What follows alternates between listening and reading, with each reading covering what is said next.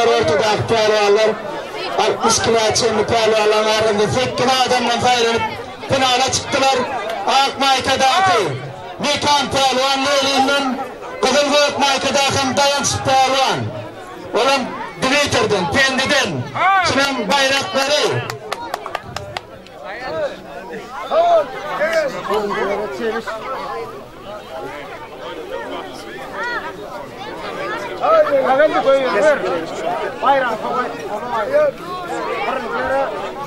görüşüyorum.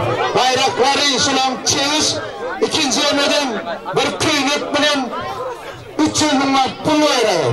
Yeni stadyodan pul bayrağı gelip konuştu. Dimitr'li dayanç pehlivan için Dimitr'in oğulları İsmail'in ve Muhammed'in adından her zamanın 500 milyon manat dayanç pehlivan yıkıldı dayanç hürmetine.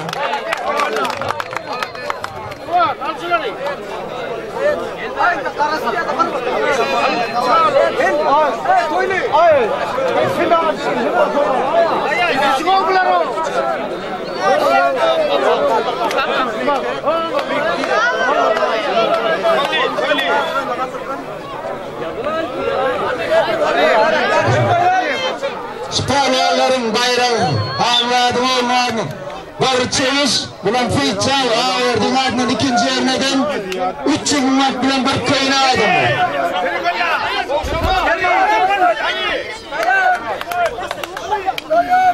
Ortağını giy geldim oğlum. Ortağını giy geldim.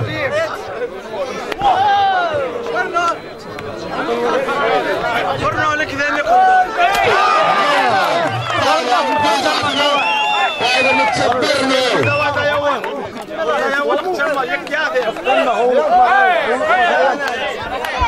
Biraz sanatın pehlivanlar bu yarış ortağılar.